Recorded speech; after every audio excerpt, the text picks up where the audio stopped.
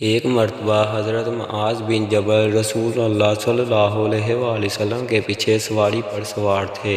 آپ صلی اللہ علیہ وآلہ وسلم نے فرمایا، اے معاذ، میں نے عرض کیا حاضر ہوں یا رسول اللہ۔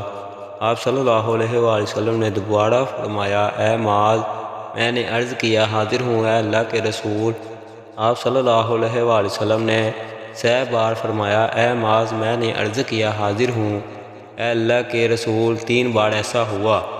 اس کے بعد آپ صلی اللہ علیہ وآلہ وسلم نے فرمایا کہ جو شخص سچے دل سے اس بات کی گواہی دے کہ اللہ کے سوا کوئی معبود نہیں ہے اور محمد صلی اللہ علیہ وآلہ وسلم اللہ کے سچے رسول ہیں، اللہ تعالیٰ اس کو دوزخ کی آگ پر حرام کر دیتا ہے۔